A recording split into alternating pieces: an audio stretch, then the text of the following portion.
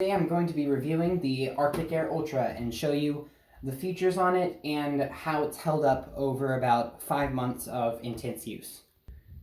So as you can see, some calcium buildup does happen, and this is without cleaning. So you can clean. You can go to the Arctic Air website. They do have instructions. You could use vinegar or scrub it with soap and water, which would probably work.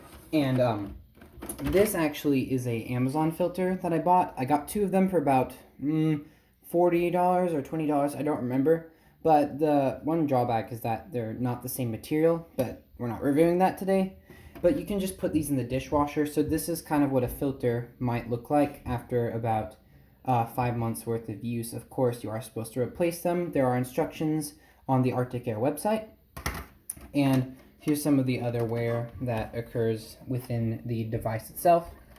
And you just close that up here in the top. There's a little bit, and one thing you'll notice, and I needed some closure on this because I didn't know that this would happen, is after a while you don't actually see the mist coming out of the vent anymore, because the buildup, it causes the water to come out so slowly.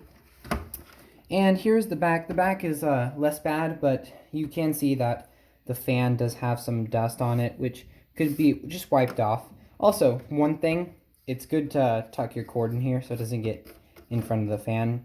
And plug here. Everything electrically is fine, so I'll plug that in here in a second to show you. Okay, so here's the standard plug, and I'll just stick it into the wall socket here. So it has 3 different settings. There's high to start out with, which is, it's a pretty good breeze. You can feel that breeze probably for about, I don't know, I would say 3, 4 feet, 5 feet. And then lower, about 2 feet. And finally, about 1 foot. So yeah, number 2 setting and 1, they're pretty similar as far as the fan speed, which it's basically like a little computer fan. It's not really anything special, but it does get the job done. And it also does have a light setting. So there's brightest, and then dim, and then off. And here is it in a dark setting, because you'll probably have this in your bedroom. Makes a perfect nightlight. So in that test, I did it without water, and the chamber up here, it can fit, I would say it could fit up to 18 ounces, but to be on the safe side, I just usually stick with 16. So I just have the speaker right here, and I'll pour it in without spilling.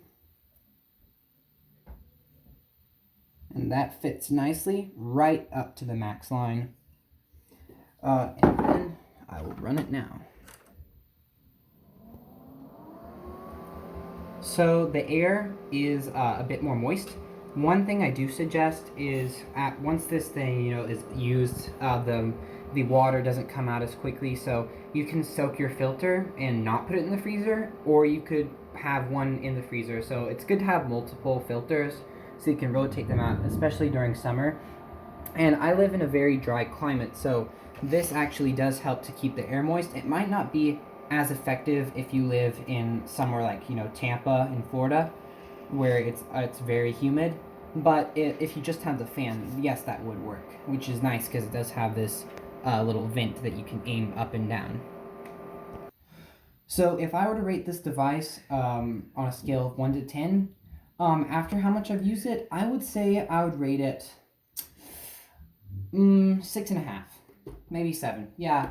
So this product is good for extended use. It does still work. You're just gonna have to clean it out every once in a while, like I said, and run your filters through the dishwasher. So as long as you have proper maintenance, I will say that's a 7. So overall, good product if you live in a dry climate. It could still be a fan. If you don't use water, you could use it to even cool down things like your PC if your fan doesn't work. So overall, good product.